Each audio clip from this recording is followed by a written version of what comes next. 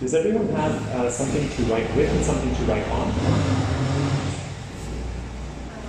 Is that my allegiance and when I could go because mine was right? Yes. Maybe Anna's. Does anyone else need an extra pen? I'm typing. You're typing, perfect. Because we're in the 21st century. So to get to know each of you a little better. Eat for yourself? More. To get to know each of you a little better, I would like to ask you several questions for you to have a moment to reflect, and as well for us to have a circle to share. We're not quite a circle, but you get it. So I'll be asking the questions, and try not to spend too long thinking. Just trust your intuition, trust whatever comes first, so that we can get through the questions, and then I'll ask each of you to share, not exactly word for word what you've written, unless you've written beautiful poetry, and nevertheless, just to have each of you a space to share. So the first question is, why do you practice yoga? You. Why do you practice?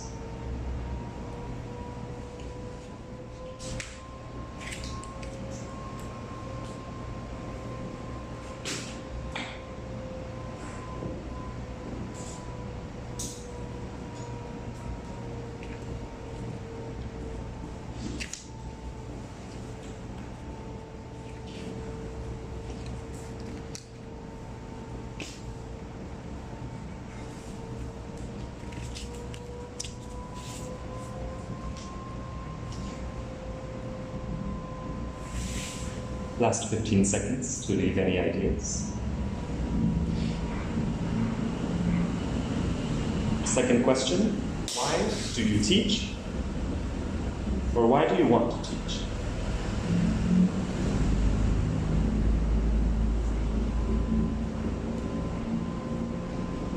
Keep in mind, even if you're not teaching yoga asana practice right now, we are all teachers.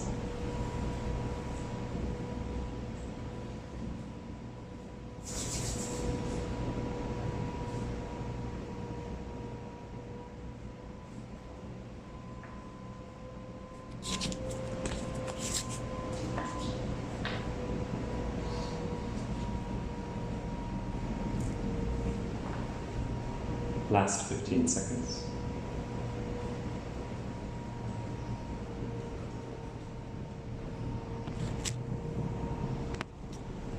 Next question. What are you teaching people? What is happening when you teach?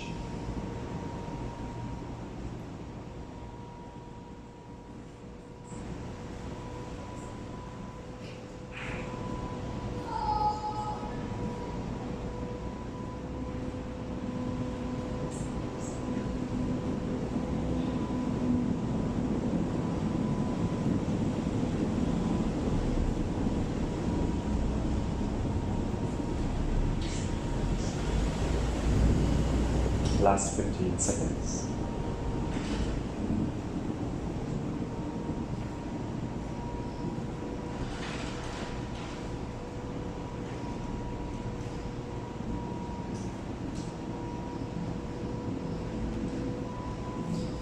What is healing to you? Or what could it be?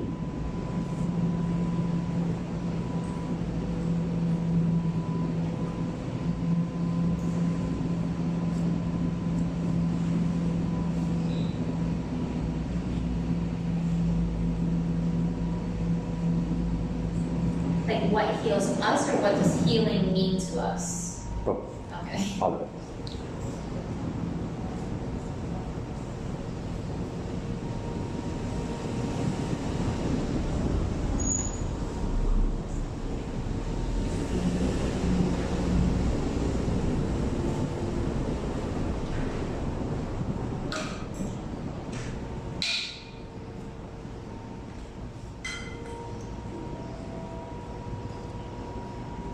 Next two questions are just for you. You will not have to share these if you do not want. One is, what have you healed from in your own life?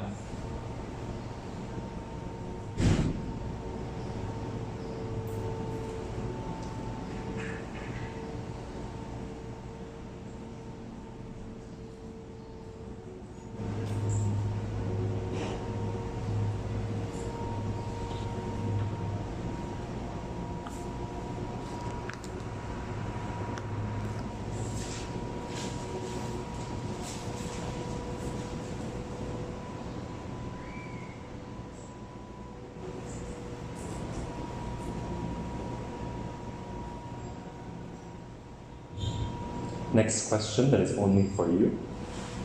What would you still like to heal from?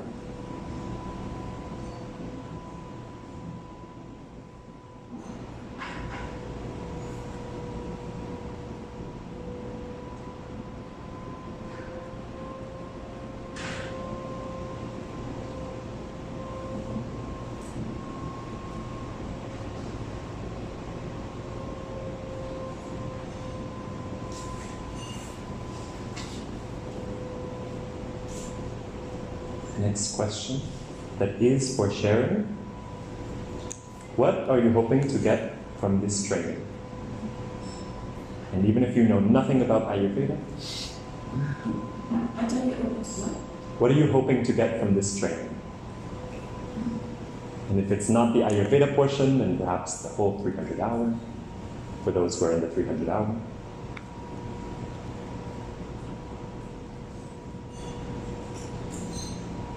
And that is the last question.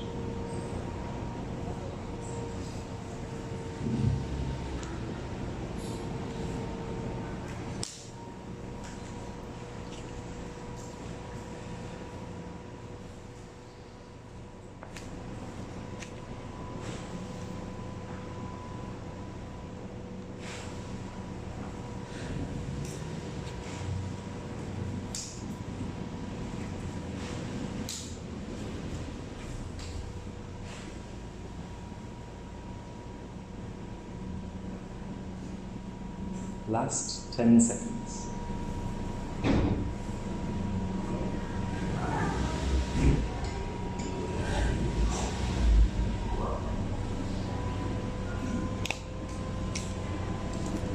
So, we're now going to have a sharing circle. Remember, there are certain questions that I would like you to share, and there are certain questions you do not need to share. So, how this will work, we will have someone begin, and once you begin, you can share the different questions we'll go question by question. And to know that you have finished speaking, you will have the words when it is your turn to speak. To know that you have finished speaking, you can. And then the word will be passed on, and then you can also pass the word to someone else, for example. Okay? So it doesn't necessarily have to go in a circle, but everyone will get a moment to speak. Okay? Then we'll move on to the second question, third question, and so on. Okay? Would anybody like to start? Okay, I'll start. Okay. So, Sandy, right? Yes. So why do you practice yoga? I practice yoga to connect with myself and to share what I learn about, or like to share what helps me with others. Mm. I pass it to anybody? Or? Yes.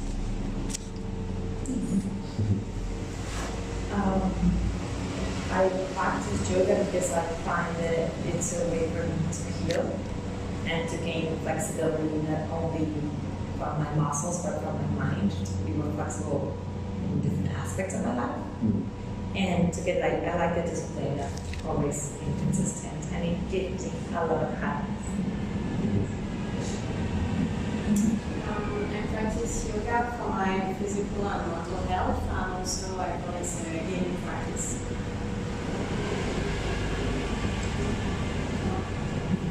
I practice yoga because I have a very stiff body. It definitely helps that, and I also need the meditation and breathing for my spiritual strength. Mm. I practice yoga as part of healing my relationship with myself and the divine. Mm. For me, it's the answer to this question would be evolutive. I practice yoga first because it would help me differentiate with all the stress I had from my job and from all the pressure, I guess, everybody, or I was putting myself. And then amazing things started to happen, so then I practiced yoga to understand what was happening to me. Mm. Love it. Okay. Would someone else like to start this question? The second question is, why do you teach? Someone besides Sammy. I can start. Lynn, raise your hand first. So I'm not sure that I want to teach yoga, but if I look at everyone teaches it, it supports teaching of myself. I love to learn and change to learn. I like the connection with other people, and I believe that a way of teaching is a way of learning more. It's always to be looking for more and more, and it's also a way of healing with a different perspective. I teach to make people feel better about themselves and like to get a quieter mind. I would like to teach to share my journey of learning to nourish myself. I wasn't, it wasn't in my mind to teach. So first I was doing mental hours just to learn more about yoga, and then I started teaching. And it's actually very kind and joyful, it's super kind. And then I'm kind of bringing kindness to these people, to myself, and to more by teaching. And that's why I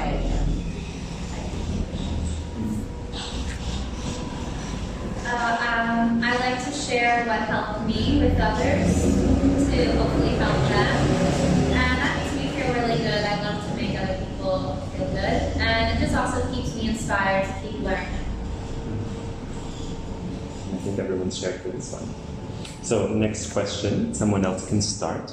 What are you teaching people? And what happens when you teach? Would anyone like to start? Okay, I'm not sure if I understood correctly the question, but when I teach, I like to help people like connect mind, body, and breath, and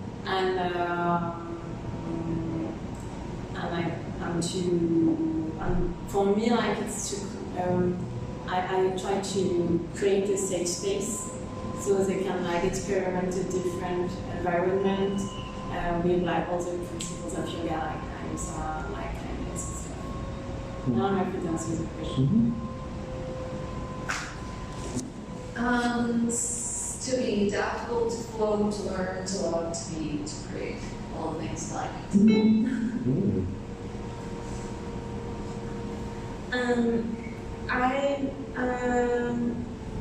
I want to teach people to better witness themselves and others lovingly.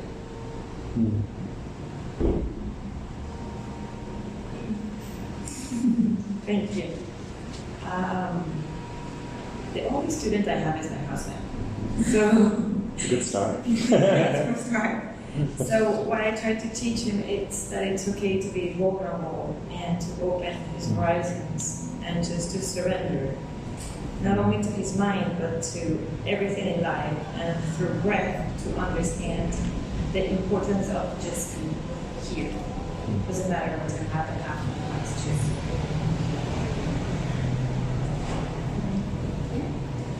I like to teach people to get to know themselves better in word, thought, and action. So like how are they speaking to themselves and how are they acting on and off from that. And not just like what are they saying to themselves and others, but really recognizing that a lot of these things just begin first with a thought and that they have the ability to just change their mind. And what I've seen a lot is that the more my students get to know their bodies and their minds, they experience a lot of transformation in their personal lives and in their health. Oh, I'm so sorry. I think I teach how to create space within us, and from that space how to connect with ourselves. And I'm always having smiling. I practice, like I really teach smiling and ask people to smile in every posture, because at the end it's just yoga. It's playfulness with ourselves. Thank you. And our next question, if I'm not mistaken, it was, what is healing to you?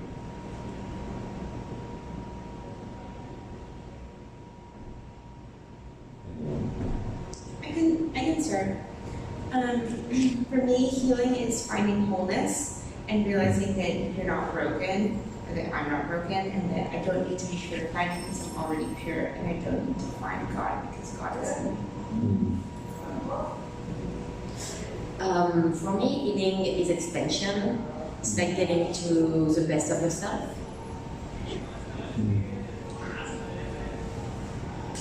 For me, healing is acceptance and letting go. And I think healing is all over the journey. It's not only one time. You tend to heal over time, multiple times, and that's part of the journey. So it's just acceptance and letting go and surrendering. For me, it's very healing to rest, like restorative yoga or just taking a nap. And I really like to swim in the ocean. I'm born in Miami, so it's always a tool for me. And I just to come back to my true self. Sometimes I get kind of lost in the way. So. Healing is really good in growing in positive nature, emotionally, spiritually, physically, mentally, enabling less stress. For me, healing is both physical and mental, and it's a lot about self-practices and also to know about yourself so you can act in a way that's going to be good to you, so you trust yourself. And our last question that I would love to know from you all is, what would you like to get out of this training? I love to get more understanding of Ayurveda. I had a lot of Ayurveda classes last year, but with an Indian teacher, which means it was basically reading the book, and it was really hard to ask questions without going back to what was written in front of my eyes. So I'd love to get more, I'd say, understanding with words that I can understand.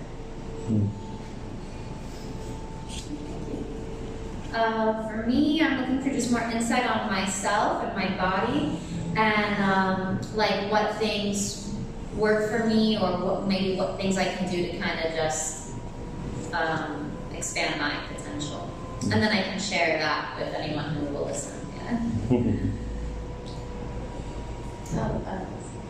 Thank you. For me, it's just understanding more the roots and understanding how this could be, how these principles could be translated to anybody. Like how I'd love to understand how to then customize it to each individual according to their needs. For me, it's to learn about Ayurveda because I know nothing about it. And from what I read in the book, I guess now I'm wondering how I can use it to get habits which will help me having a more balanced life. Basic concepts, because I'm kind of new, but now I can learn quite a bit actually from reading what we had to read in the book. But it's just another tool to help assist me in healing and feeling better. And the food aspect really, it's pretty new, so I'm trying to figure out what it was.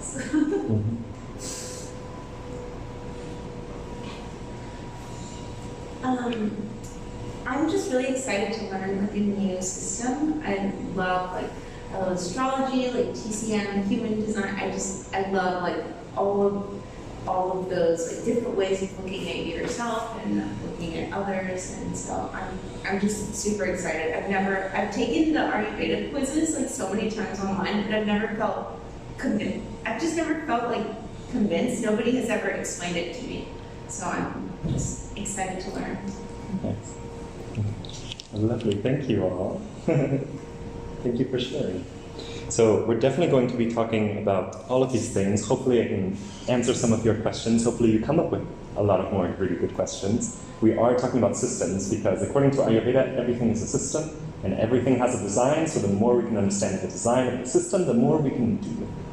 When it comes to concepts, yes, this is an advanced training, so what I'm hoping to do throughout this training is to not just rehash what's going to be in a book, because you can read that anywhere. You can read a lot of things on the internet, and what we're going to be doing is kind of diving a bit under the surface. We will be talking about the main concepts of Ayurveda for sure,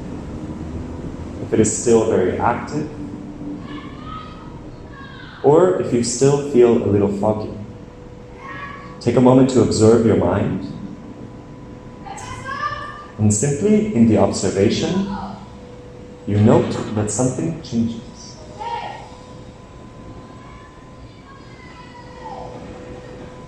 Going now beyond your mind, what is it that you can hear?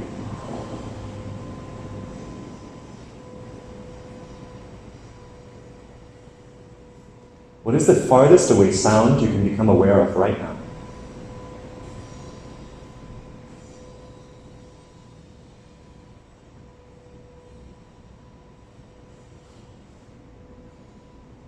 Can you keep track, simply in space, of multiple sounds at once?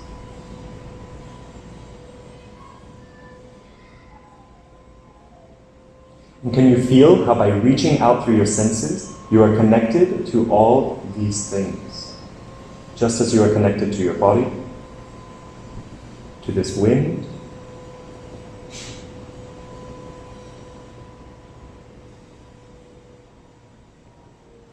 feeling your breath deepen now, and allowing your inhales and exhales to be of the same length. Without having to count, simply feeling how your own breath can massage the space in the very center of your chest.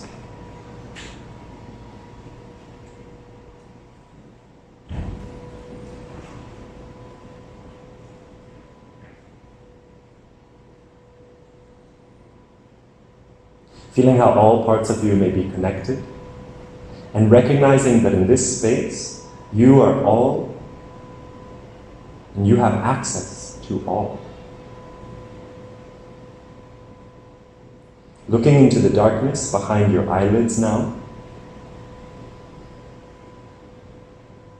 and recognizing how this very darkness looks right back at you.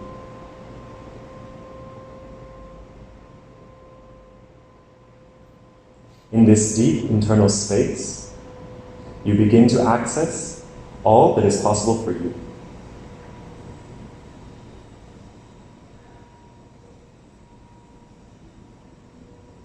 Keeping your eyes still closed.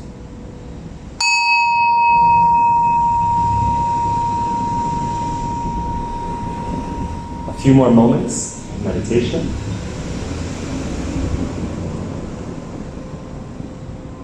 Feeling how deeply inside can you draw your awareness. Drawing your attention to the very center of your chest, a little bit to the right.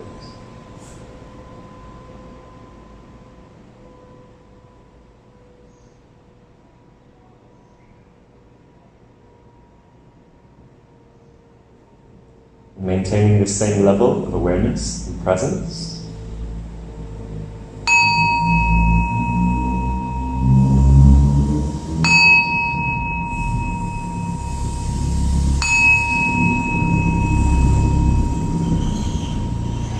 You may now cease meditation. You may gently open your eyes. Bring your hands to heart center. Close your practice however you would like.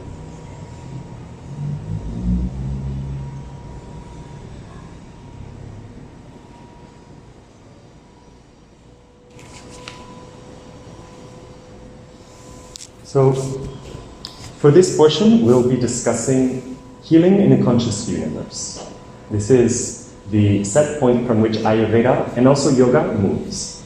It's understood that we live in a very vast and broad universe. And within this universe, there are two webs that interact constantly. The first web is the web of pure consciousness. And this web moves in all things.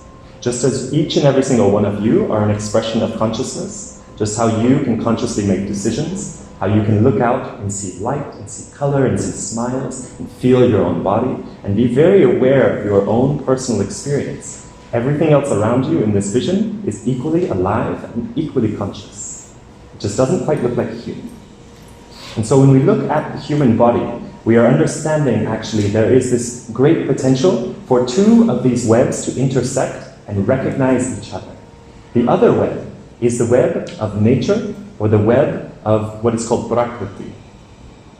If you remember perhaps from the reading, Prakriti or Prakriti is the word for nature within Sanskrit. And yes, this does refer to Mother Nature, but it goes beyond that. It goes beyond just this planet, because actually it is the same thing that extends all throughout the universe. Even when we look to other planets, they have the same constitution as Mother Earth. Some do, some don't. Some are more earth, some are gaseous giants, some are watery, some are icy. But nevertheless, as far out into the universe as you go, you are finding bits and pieces of all that is made of the 5 elements. And so we have these 2 webs. We have the web of consciousness moving through the web of the 5 elements. And together, these are the whole of creation. When we look at the 5 elements, we have earth, we have water, we have fire, we have air, and we have space.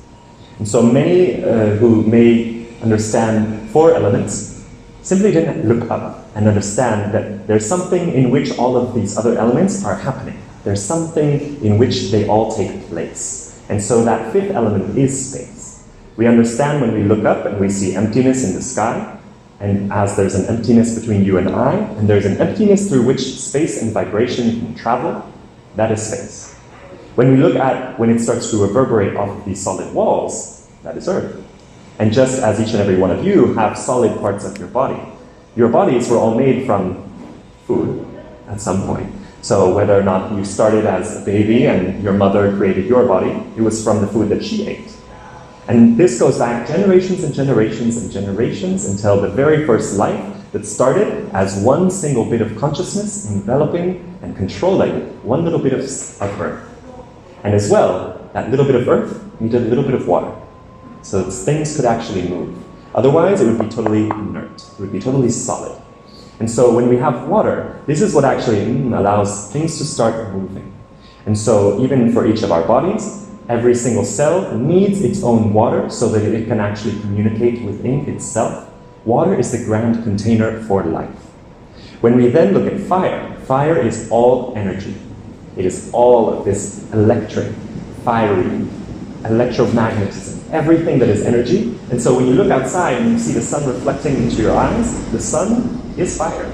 The sun is the source of energy as far as we know it here on Earth. And even when we look to the fire deep inside the Earth, it is made from the same molten planetary energy force that is cosmic fire. When we then move and see the air principle, it is not actually just this stuff that's here. It is, but it's also the principle of movement. It's also the fact that things in this universe can move. Otherwise, there would just be energy, there would just be water, there would just be earth, and none of it would necessarily be moving. When it comes to this principle of movement, this is what we understand to be the principle of air. And air, as we know it here on Earth, like that is being pushed by the fan, is moving because something else is moving. Because somehow energy is creating something to happen in that space. Then we move into the 5th element, which is space itself. Space is the container for all other things, and space itself is a web. So it's understood that when the Earth is moving through space, nothing is displaced. Nothing moves out of the way. In fact, where we are was a few seconds ago somewhere in outer space, in every single moment that you're alive. So that very same space is now here, and now it's who knows where. And so it's not that space is displaced, but rather space is the grand container for all of this. And it's also understood that prana, which is life force, is what lives amongst these 5 elements. And so this is why we look at everything being alive, everything being conscious. When we look at prana, to be a living being, you need to be able to take in 5 elements and also release what you've taken. So everything is borrowed only for a time. We all know this to be true. Each and every one of us has a meal, hopefully 3 or at least 2, when you're lucky. When we look at this as well, right, our bodies are built, and our bodies at the end are borrowed. So at some point, none of us will be here in this physical form. This will never be repeated again. This very moment will never be repeated again, because the 5 elements are being cycled through this very moment. And in every single moment, there's a certain shift, there's a certain change in those elements. And so the question is, what is causing that shift? What is causing that change?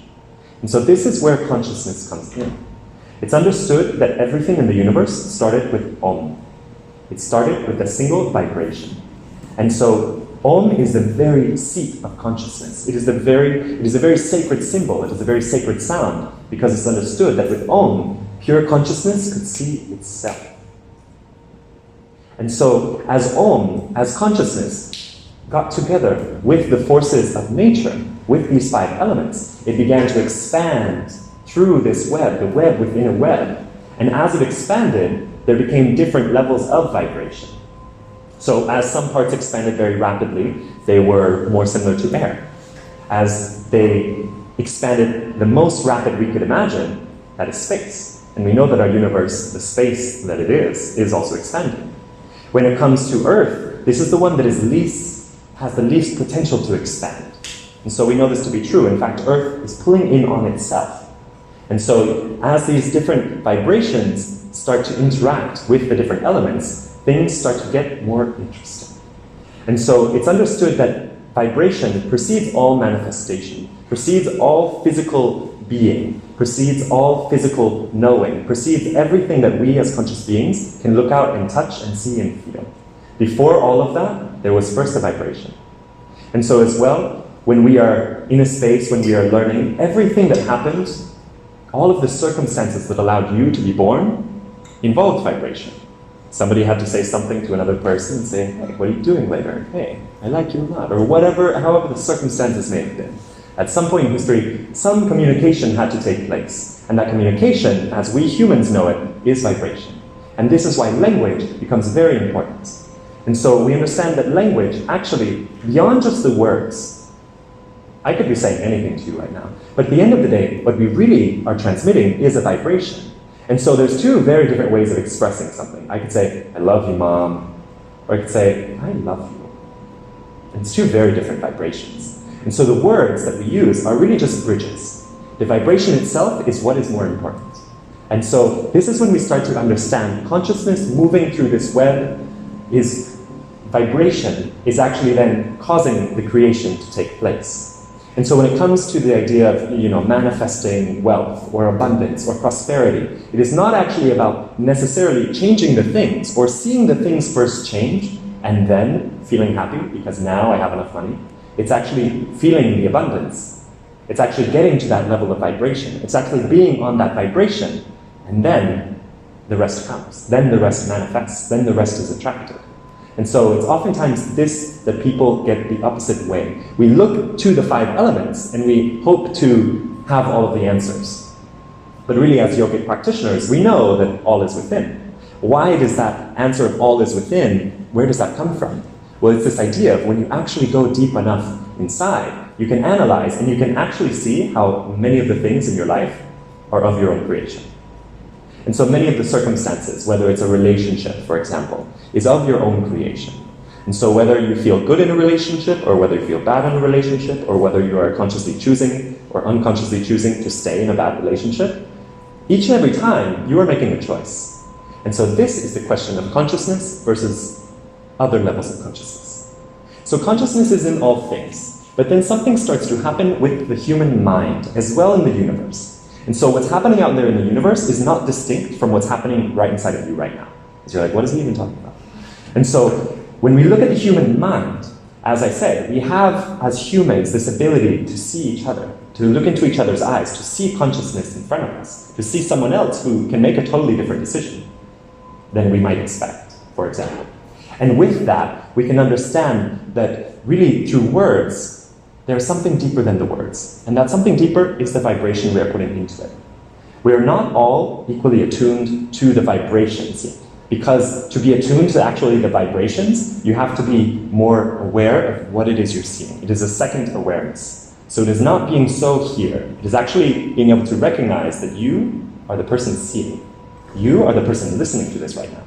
You are that very distinct individual that has signed up for this training and that is sitting right here right now, and that no one else will ever have that experience. And so when you actually start to move into that space of awareness, we can start to see that as in the universe, and just in the mind, there are 3 stages of the mind. And so the first stage of the mind that we can look at is tamas, T-A-M-A-S. And so when we look at tamas, tamas is like darkness. It's like heaviness. And why does this exist in the universe? Well, when we look at a universe that has physical elements, right? It has water, it has earth, it has solid things in it. And so when we get to the other elements, this will make more sense why it makes sense that there is also darkness and heaviness. When we look at the mind, this is like cloudiness or fogginess. So, did anyone have a Thanksgiving meal? Or like a vegan Thanksgiving meal? Right. After you've had a huge meal, for example, oftentimes your mind feels more cloudy. When you haven't had enough sleep, your mind feels more cloudy. You're not seeing things as clearly. When you've just been in an argument and it's like 11 at night, your mind is more cloudy, right? You're not seeing things as clearly. And so this is actually more related to the human mind, the level of the subconscious. At this level, this is when the subconscious is more in charge. And so it makes sense, right? Your body, the subconscious that lives in every single one of your cells, has a need, like sleeping. You just ate a huge meal, you have a lot of energy that needs to be expended to digest a meal. And so what does your body trigger? It triggers your mind to slow down. Because if you keep going, you're never going to have the energy to digest this. So slow down. None of this matters. Go to sleep. And so this is what the mind starts to do in a grand way to protect yourself. Oftentimes, tamas is protection because it is most related to the solid elements of the universe. So if you think of the element of earth and water, this is very solid. And this is what we use to protect ourselves. This is why we build houses. So then when we look at another stage of the mind, we look at sattva.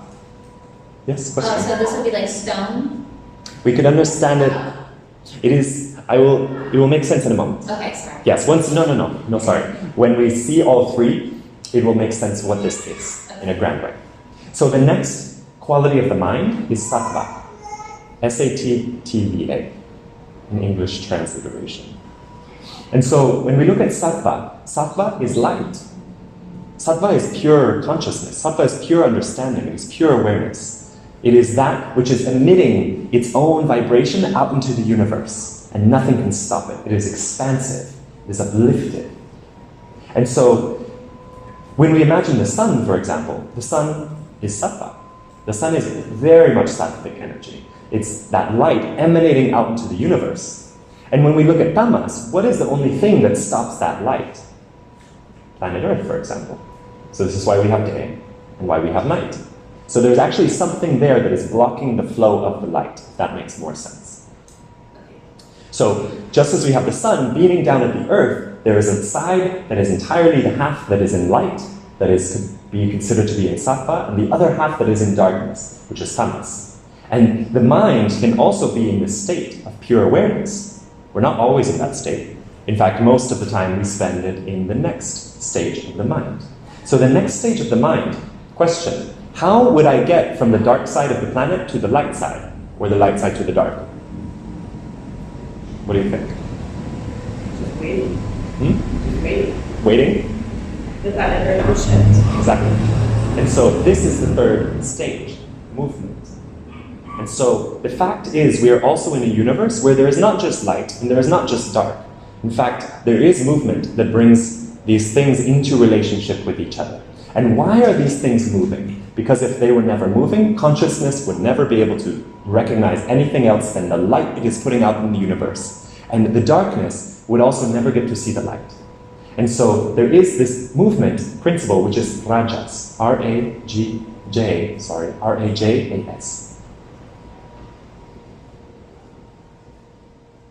And so when we look at the mind, the human mind, just as these principles exist in the universe, our mind as consciousness, and as consciousness very much wanting to see itself, wanting to understand its individual self, and wanting to understand, in fact, through yoga, for example, what is the same thing inside of you that is the same thing inside of me? What is it? When we want to try and see that, this is why we actually need these three stages of the mind. And so when we look at, for example, the Thomastic mind, this is what I was mentioning of when we're very heavy, when we're very dark, when we're very trapped in karma, when we're very trapped in patterns, right? You're doing something very unconsciously. you're letting life make decisions for you. And life will make decisions for you because guess what? There's other conscious beings out there who will make decisions for you. So the choice is not whether or not you choose something that's good or bad, or did I do something right or morally and terrible. The question is, did you choose it? And so this is very much the question of the Bhagavad Gita, for example, of skill in action. It is actually not whether it's good or bad, whatever you do, it's what are you going to do? What do you choose to do? And so in that thinking process that is sort of the entire story of the Bhagavad Gita, in that whole like pondering and thinking and overthinking, questioning and asking and creating and problem solving, all of that is the rajas, part of the mind. And so this is the part of our mind that needs to be active.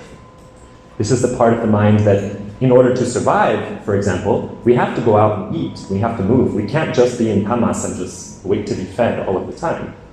I mean, there may be people, but who knows how they've manifested that. And then when it comes to this state, right, this can also be in excess, for example, very hyperactive.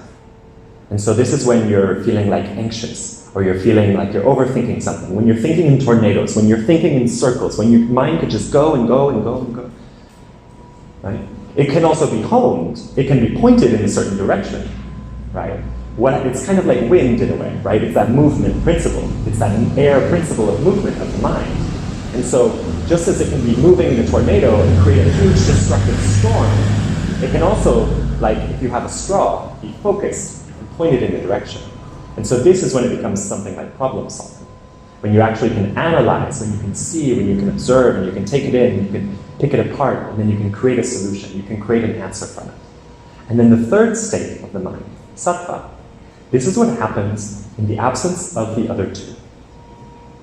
And so when you are neither too tired and lethargic and heavy and dull and unfocused, when you are also not too hyperactive, when you are not overthinking, when you are not overdoing, when you are not overgoing, when you are not, in fact, when you are still, stable, and wide awake, this is the space of sattva. And so when we are meditating, when we are practicing yoga, ideally where we are pointing the direction is to be able to be in that space of pure awareness, to be in that space of just observation.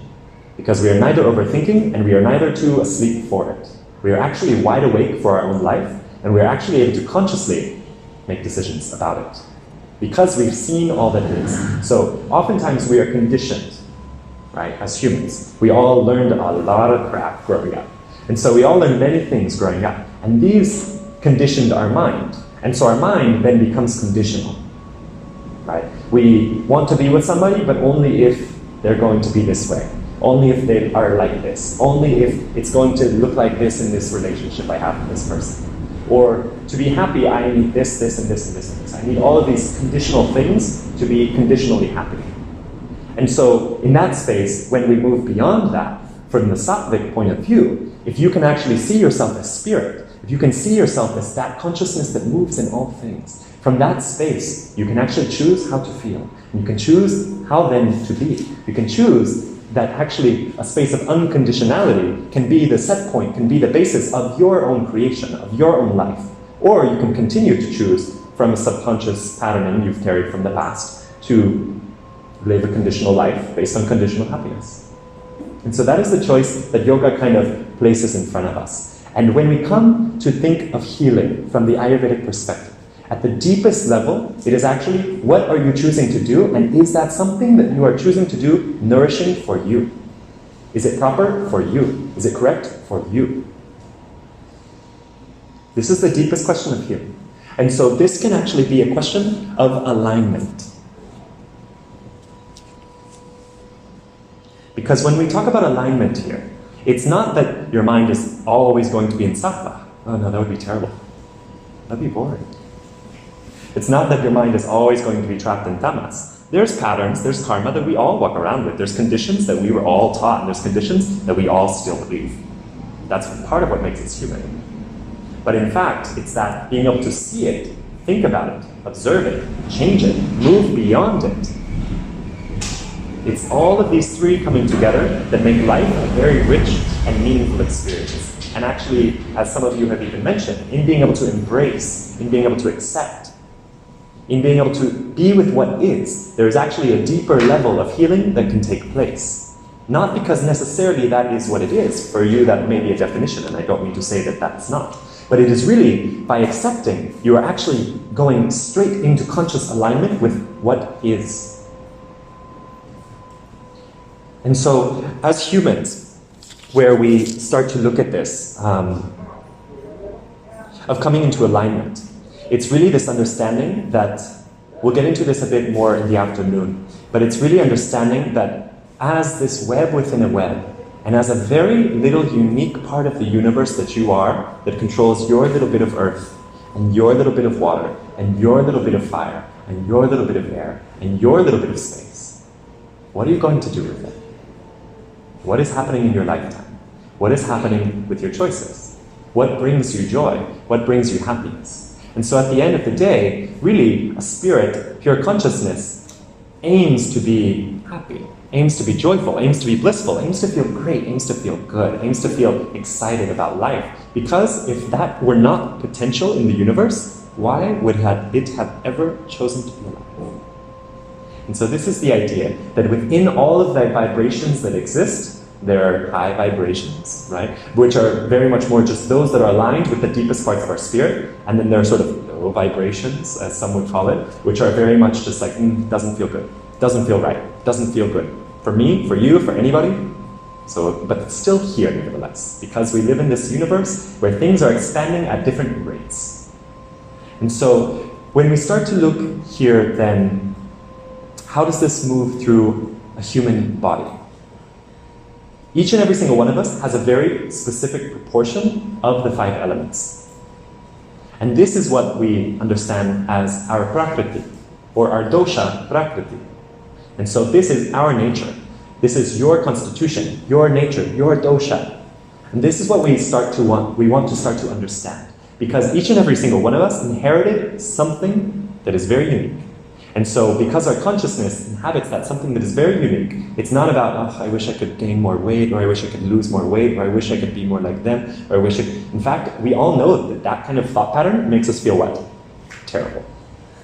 Every single one of us have experienced it. Every single one of us know that it does not feel good. Why does it not feel good? Because you are actually aligning with something that is not yours. At the very root of it, you're aligning with something that has nothing to do with you. That is outside of your physical 5-element potential in a way. And so when you actually embrace what is within this 5-element potential, what is potential within this body, what is potential within this lifetime, then something very different can open up. Something very different can happen for you. And so this is why from the Ayurvedic perspective, we really want to understand what is your dosha, what is your prakriti, what is your nature. Because as well, we also live in a world that is also turning and also changing. And some parts are higher elevation, some parts are lower elevation, some parts are by the sea, some parts are in the middle of a continent, and it never rains. And so with this, there's also different distributions of the 5 elements right here on the planet. There's different distributions of the 5 elements in every single thing you eat. If you think about a chili pepper, a lot of fire, compared to something like yogurt, much more earth and water. And so when we then understand your own personal set point of alignment, your own personal balance point, then when you understand what makes you feel good, what makes you feel not good, you actually can start to see, what brings me into balance on a physical level, on an emotional level, on a mental level, whatever that is for you.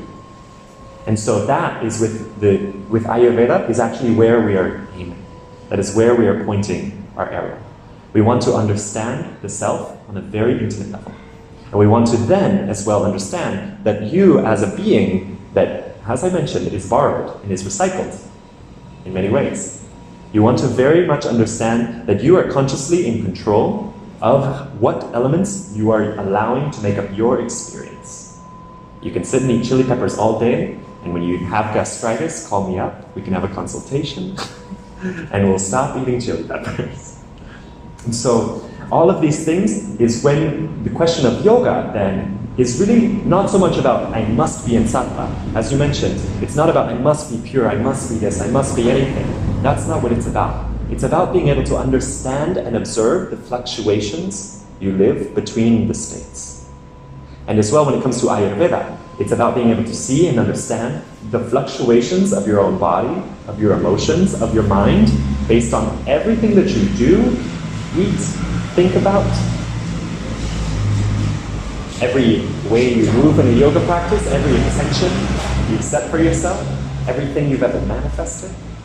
So it's actually about being able to observe and see how you depend entirely on relationships. Each and every single one of us depends entirely on our relationship to the universe. Because I'm in a borrowed body, because that body needs to eat, my body is borrowed from the earth. Because I'm breathing this air, the air I'm breathing is borrowed as well from this air principle around us. It's borrowed from the trees. And so when we look at the relationships, it's important to start to develop an actual relationship with your body. And this is something you all are doing. In fact, you all at this point in your training, you are training to be experts in embodiment. Experts. And you are. This is why you're teaching. This is why you're here. You are all each knowing very much at a deeper level than many of us previously, before your yoga trainings. You can compare the before and after of how much you know about what's going on inside of you. And this is what you are part of what you are here to teach, is this expertise in embodiment. When we add to that understanding of your food, of your lifestyle, of your habits, of what time you're waking up, of where you live, of what kind of clothes you wear, are they right for the climate? There's all these new levels of things to understand about your experience, to understand, is this actually good for me? Or am I just doing this because I think it looks good, or I should, or it makes me more some way? So then the question is, where is your point of focus? Is your point of focus outside? Is that what you prioritize? Is it something external to you? Or is it the internal experience of your own self, of your own body, of your own mind, of your own emotions? And the more that you can become aware of those internal, personal, very individual experiences, the more you can then look outside, see what has caused that, see how you've manifested that, see what belief has brought you into that experience, and do something consciously about it. And so this is where we start to work with the web within a web. In a conscious universe, healing is about alignment. Healing is about bringing into your body, getting as close to your own personal, truest nature as you can. And so this doesn't mean, for example, for someone, just as a more physical example, for someone who tends to have a strong and a sturdy body, or maybe tends to eat a bag of chips and gain 10 pounds, is not to be like, oh, I'm such a fat, blah, blah, blah, right? That doesn't feel good. In fact, your body has a lot of strength. Your body has a lot of sturdiness. And so what has made you not like your body? Something outside of you. A set point that is beyond you. And so the more that you can recognize, hey, this is what I got, and this is perfect, this is beautiful, this is amazing, this is how I feel good, this is how I feel, this is how I am, this is who I am. It's a very different set of vibrational patterns that you are then enhancing your system. And so at a very deep level, when we talk about this, we are talking about vibrational alignment. At a more superficial level, we're talking about your food choices. But really, when you get deeper into it, you start to recognize that there's a direct connection between one and the other. Because vibration always precedes manifestation. Vibration always what? Precedes manifestation.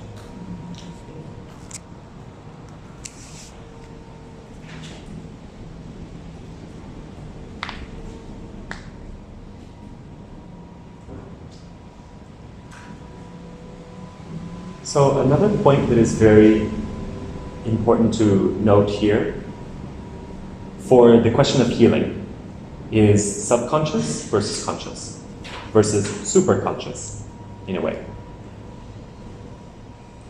And so it's understood from Ayurveda that the subconscious is actually within every cell of your body.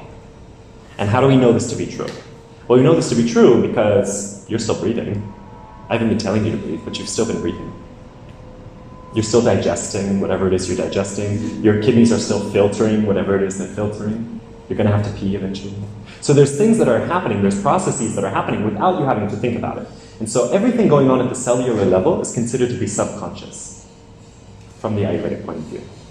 And so it's also then understood that because we are not just body, we are also body and mind and emotions and spirit, that because we are all of those things, then actually all of those things can leave traces.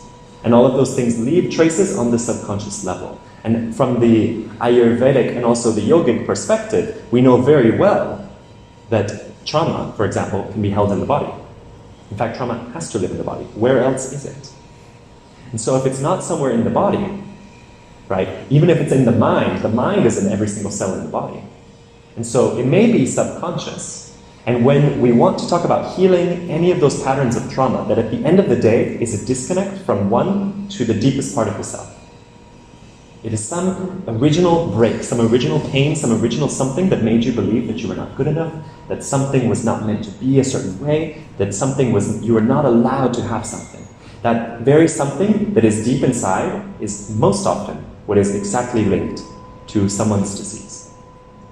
And so, as yoga teachers, it's very important to keep that specific something in mind. Because when you're with someone and they're making bad decisions, when they're making maybe an unhealthy decision, it's generally coming from somewhere. And it's generally coming from not wanting to see something. And it's generally coming from maybe even not being able to see something yet.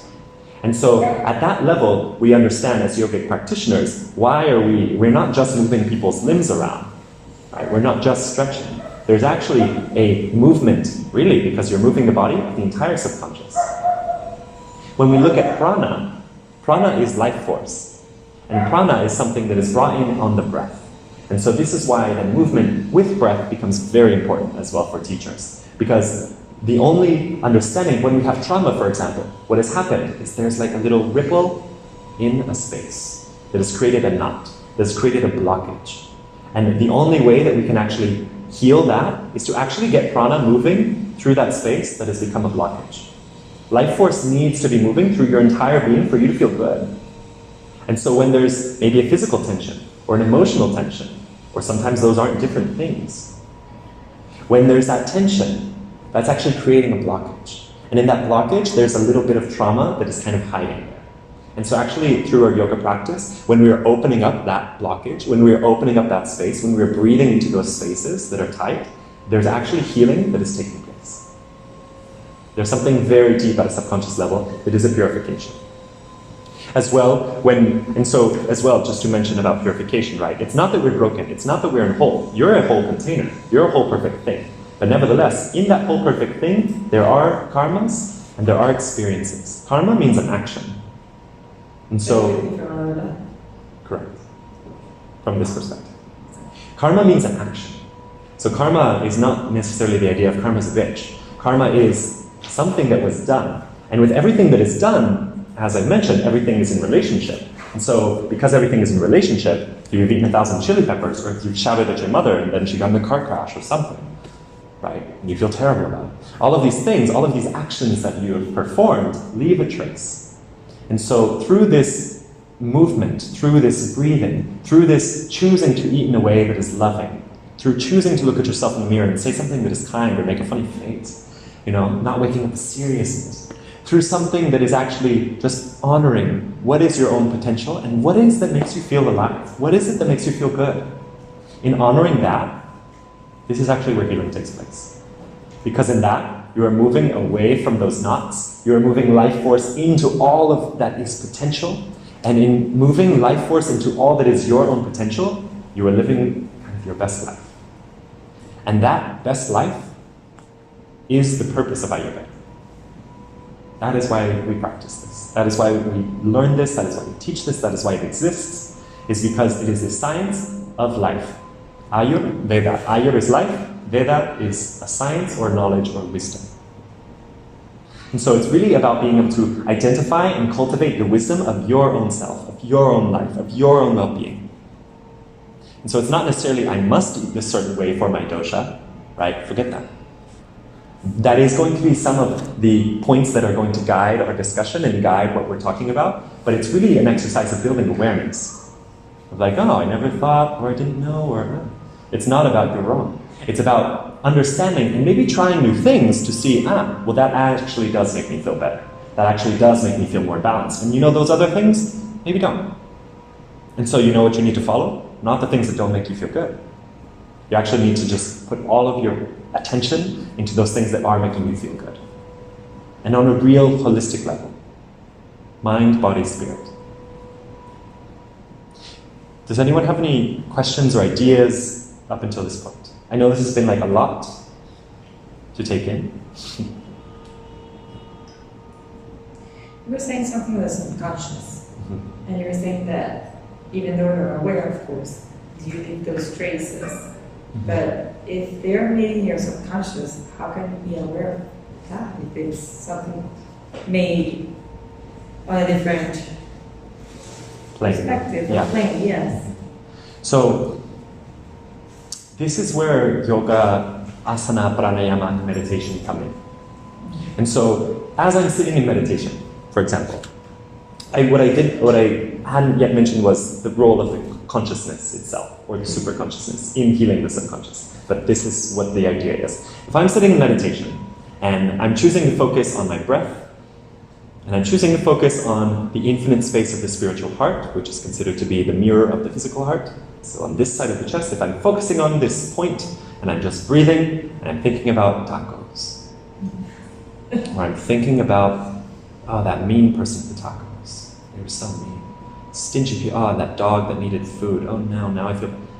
There's a lot that's going on. There's a lot that's been trapped in here. There's a lot that has put me out of alignment with understanding of like, I'm me, things are things. What is my reaction? What is my action? I feel bad because I didn't feed the dog, maybe. Because there's so many dogs that aren't being fed. Because, and as these thoughts are coming up, when I can just see the thought, let it go, come back to my breath, and come back to my awareness, there is actually a little release that has happened. There is a little turn of the karmic wheel that has said, hey, don't you want to feel bad? Remember how you're supposed to feel bad? Remember how that person made you think you need to feel bad at that time you were in 5th grade? So you may not even be aware of what's being purified, but that same vibration, if you recall, whatever happened when you were 5 years old and somebody told you, I don't know, you're too, whatever. You're too tall. You're too tall. Yes, you're too tall. You know, you're too tall, and you're 5 years old, and you look like you're in 8th grade, and you're too tall, you know, and so you're a freak, you know, you're freaky. And so because you're like, oh, I'm freaky, you know, then when you're holding that in, and it's inside your system somewhere at the subconscious level, you're not aware of how it is affecting things. And so then you start to understand, for example, you're meditating, comes up, and you feel bad about something. Remember, it's not about the words. It's not about the thought. It's about the vibration. Because the vibration is what precedes the manifestation. And so as that same vibration is kind of coming into your field, and maybe because of a recent experience, I'm going to be thinking about, oh, that poor dog, and I don't know something that could relate to being too tall. People being too mean. Nobody fed the dog tacos. I fed it tacos, but I don't feel good. I feel bad because all these people are terrible people or something. Right? It's the same like, oh, people are terrible people because people are terrible people because people told me that I'm a terrible person and they're a terrible person telling me I'm a terrible person, terrible people everywhere. So that's the same vibration. And so actually just being able to see that and release it, you're coming back to sattva. You're coming back to conscious awareness. You're coming back to that space of consciousness where actually you are more aware that you are beyond that. There is something about you and your experience that doesn't actually need to run with that thought, that doesn't need to run with that insecurity, that doesn't need to run with whatever it is that you're afraid about. Oftentimes we think in meditations. For some people it's like a movie, for some people it's like a comic, for some people it's like texts or dialogues, whatever, but we all think in different ways. And as we're thinking, we're generally thinking about the past or about the future. And if we're afraid about the future, there's a reason. There's a vibrational reason. If we're thinking about the past and something we should have done or should have said, there's a vibrational reason. And in that being in the present moment, and actually seeing that those things are actually not real, there is something that changes in the vibrational field. With yoga asana, for example, something we'll be practicing later when we practice our asana is being able to very much direct your attention. Something that I noticed when I practiced for a long time, not really knowing what I was intending to do when I practiced. For example, you know, I've been taught of like, okay, now's your time to set your sankalpa, and I'm like, okay, I want to feel peaceful or something. Or this practice is for my dog, or this, right, whatever it is, right? And I didn't really know what it was that I was doing. But at least with Ayuryoga, there is the ability to hone your intention directly at something that wants to be healed, that needs to be healed. So, something that has broken your heart, for example.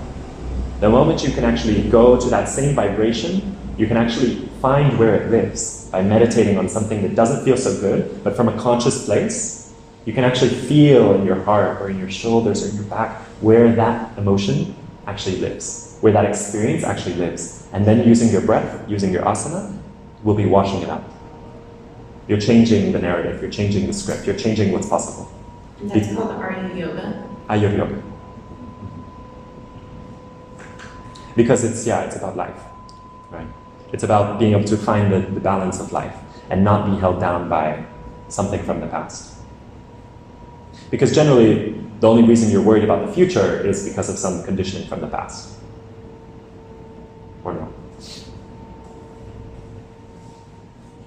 And so that's the role of the conscious mind, is actually being able to kind of go within. And why when we meditate, there's a lot of going within that happens, right? It's actually being able to focus the mind. The more that you can focus the mind, the more that you can recognize the consciousness behind the mind, as I was mentioning the second consciousness. Oh no. I don't know if it matters. I was just letting you know. Thank you. Well, it's still recording the audio. Okay. I don't know if it's the Wi-Fi.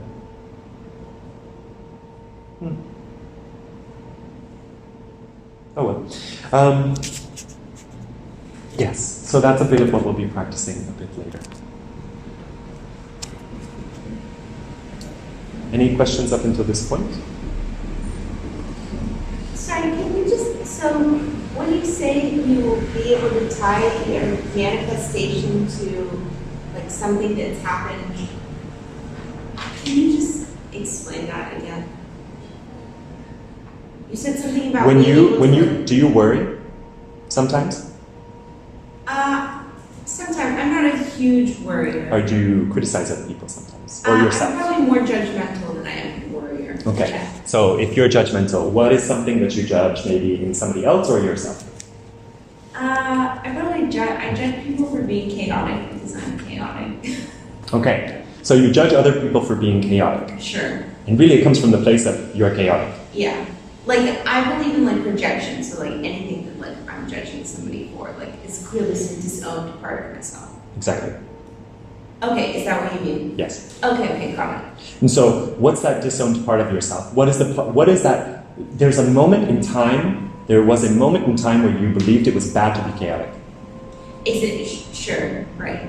Like, somebody told me, like, maybe my parents told me that. Or maybe they would criticize somebody else for being chaotic, and so I'd be like, oh my god, like. Or they come into your room, clean your room, this is such a mess, what are you talking? Everything is just a big. And so you associate with chaos being a bad thing, and needing to be hid. And because it needs to be hid, it's something you judge about yourself when you're like, oh my god, my life, my god, it's chaotic. And then when other people display the same behavior, it's the same vibrational field, and so you are triggered by that same vibrational field, and so you're like, oh my god, these people are so chaotic. Okay. I guess I've never thought of it or heard it explained as like a vibration, but that actually makes a lot of sense. Mm-hmm. Okay. And so through Ayuryoga, you locate that vibration Correct. in your body. Yes. Okay, and release it. Or, so you can locate it and release it, or you can, so the idea is to shift the vibration. The idea is to shift the vibration. Okay. So, because like... So it's not necessarily shadow work all of the time. Okay, right. So like the way that I've been taught to like deal with those instances is like to take myself into like a guided meditation where I like identify like the first time this happened, and then I rewrite the script so I visualize. It's all like guided visualization. Mm-hmm. So like I do guided visualization where like my higher, like my authentic self, I don't know, let's say maybe she tells my inner child, she'll intervene. So let's say my parents were like, God, like your room is so messy, like it's bad to be chaotic, like it's bad to be so messy. Then like my higher self will intervene and tell my inner child like, they were probably just shamed for being messy, and so now they're trying to shame you for being messy. But it's actually okay to be like a little messy. Like life is a little messy, and so that's kind of how I was taught to do it. Mm-hmm. So I guess in Ayuryoga you would locate the vibration in your body. Because when you're working with asana, yes. Okay. Because we're doing a physical thing, right? Yeah, it's potential. And also to meet that same point of like, you mentioned, my higher self. Who's the higher self? Or I guess like my non-programmed, that was spoken language, but just like I didn't criticize you, don't judge yourself. I know, the self who wasn't programmed to like believe, the kind of all accepting. And who is that self? Where does that come from? Oh, well, it's still in me, but it's just not the part that's acting when I'm judging myself for being chaotic. Because there's the subconscious that has been programmed, and then there's the super consciousness that's inside of all of us, which then through your individual existence is your own consciousness. That individual consciousness is your higher self. So the higher self is a super conscious. It's being able to connect to that which has never been programmed. That which just is, that which just accepts, that which just understands that everything is infinite potential. And that's sattva? Correct. Correct. So when you say right, but yes, that is sattva, and if she were not able to connect with sattva, with that part of her mind that could observe any of those experiences or my past, then none of that would happen, and she would still just be angry at everyone for being chaotic.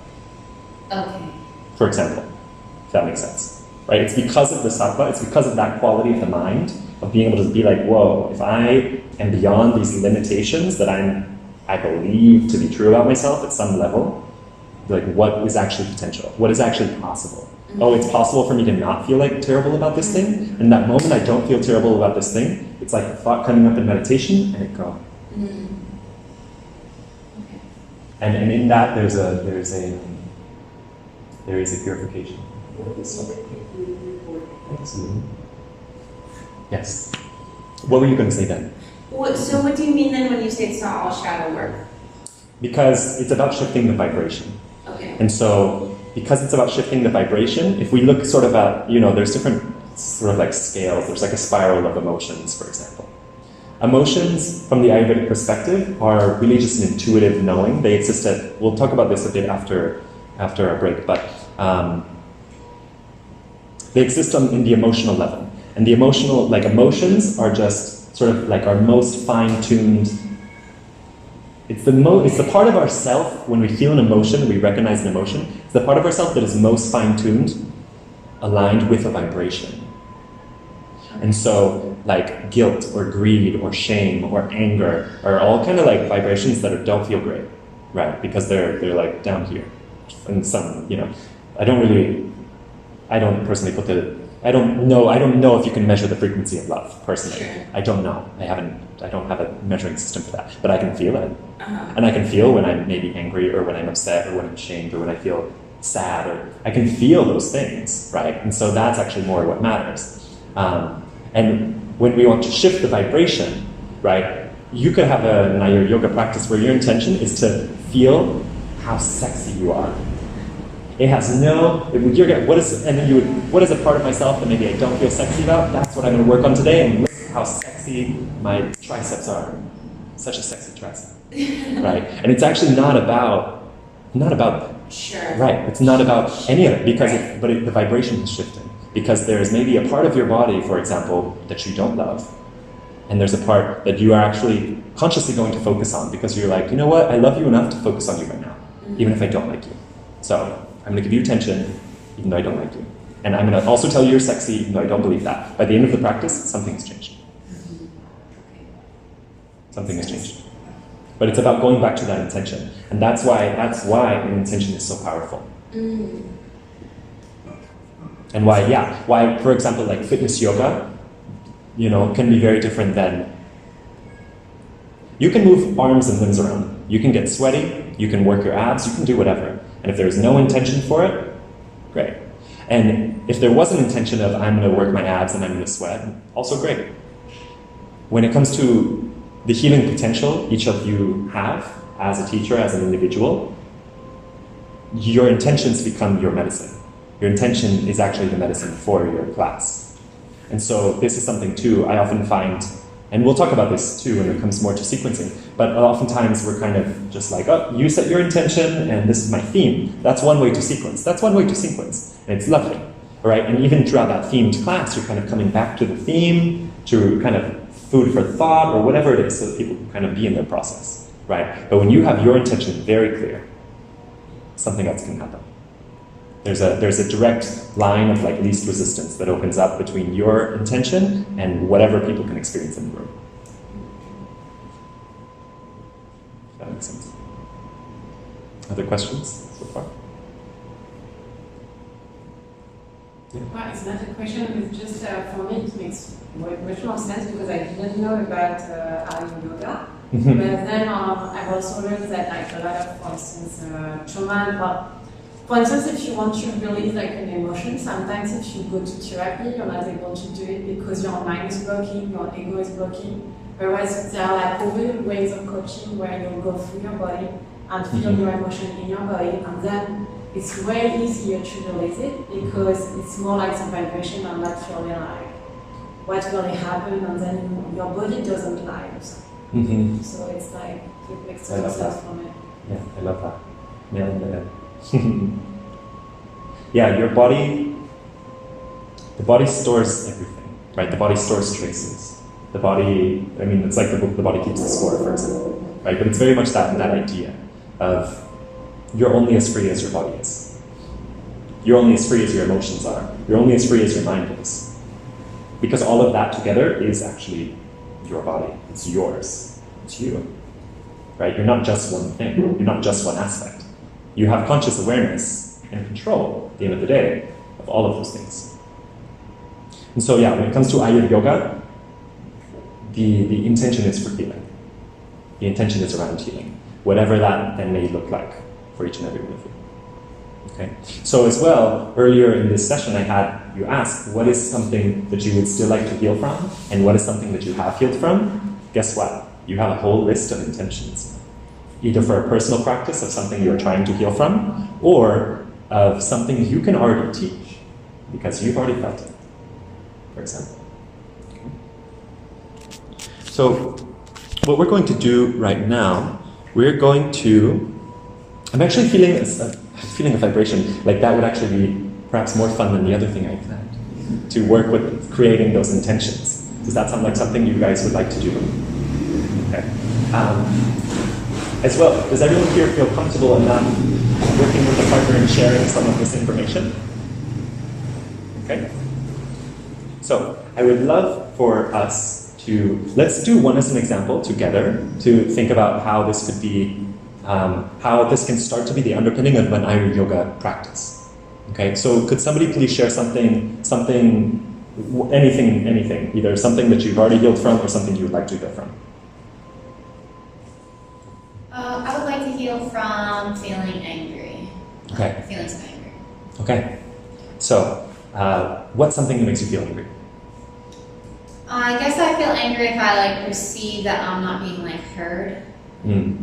Okay. And when you perceive that you're not being heard, what's kind of your reaction? How does what happens in your head? Well, I can feel very flushed, hot on my face, or maybe my thoughts get more rapid, or I just start thinking bad thoughts about the other person. Yeah, I guess. Maybe it depends on the level, I could yell, it could, maybe throw something, but I don't want to tell too much, but yeah. No, great. No, that's great. Thank you for the honesty. And so, keeping this in mind, when we work with Ayuryoga, Ayurveda is all about balance. And so, you want to be able to identify everything you just said, for example, and what are the elements that might be balancing to that. And so, I heard you say, for example, you get hot and flushed. So, how could you have a practice that is actually cool, calm, relaxed? For example. That's why I know for myself what's healing is more restorative, or swimming, taking a shower, really connecting maybe more with water. Because all of that's cooling. Yeah, exactly. Mm-hmm. Yeah, and then you also said yelling. When I think of yelling, I'm thinking that somebody's voice is going to be from here up. Right, yeah, not much belly breathing. Yeah, they're not speaking from down here. They're not speaking from this place. They're and so somehow you can focus on drawing the energy from here instead of allowing the energy to be up here, drawing your focus down here. You're saying when I'm feeling angry, it's to bring my awareness to my stomach or something like that. When you are intentionally practicing yoga to heal from anger or to heal With anger. Like I would feel it in my throat. I feel anger in my throat. Great. So, perfect. So you could, for example, release whatever tension is around the throat chakra area, releasing your neck and releasing your shoulders. Right? There's so much you can do to get into that area.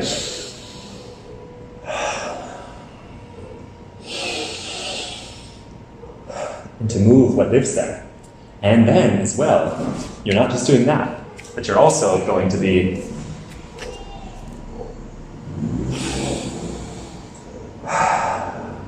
moving the energy down, pushing through my feet, and pushing through my toes, and pushing my hips forward.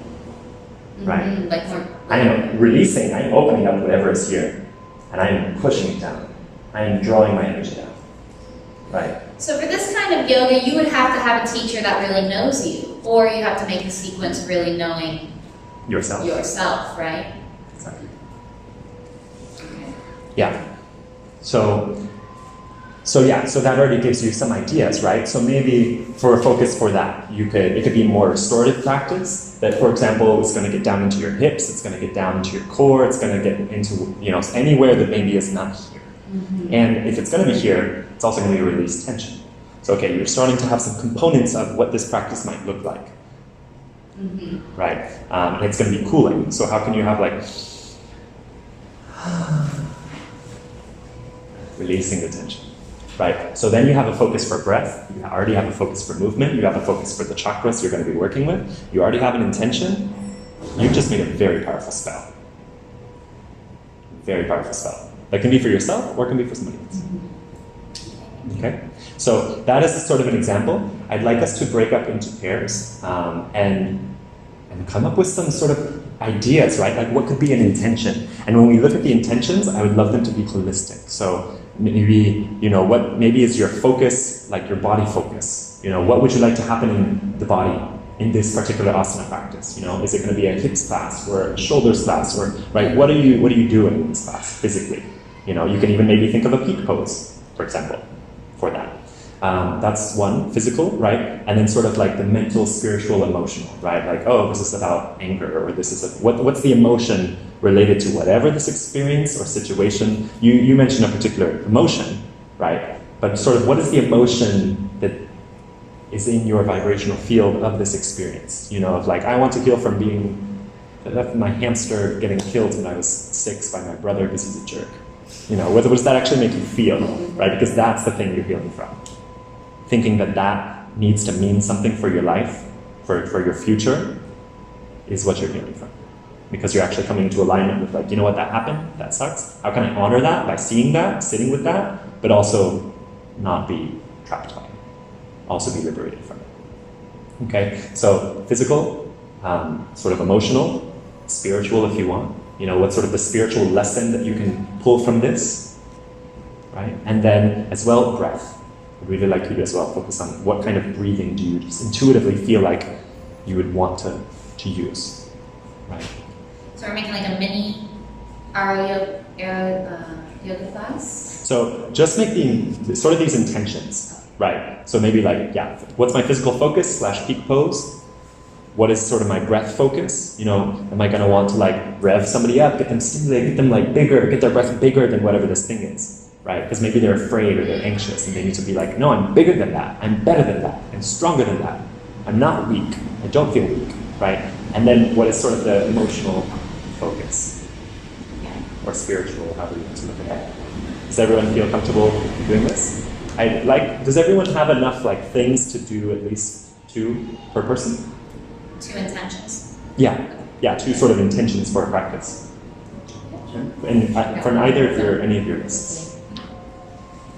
And so would you 2 like to work together? So in total, we want to do 2 or? 2 each. Yeah, and you can kind of help each other, talk through it with each other. It could be very fruitful to get ideas from someone. And you can even ask the other person, like, what's that make you feel? Because as well for practitioners, and especially if you're going to at any point be giving, like, being able to use this information for like a private class, you're going to be a rock star. Mm-hmm. You're going to be a rock star. Rock star. Say it again, rock star. Rock star. You're going to be a rock star. I am a rock star. Healing rock star, exactly. Okay?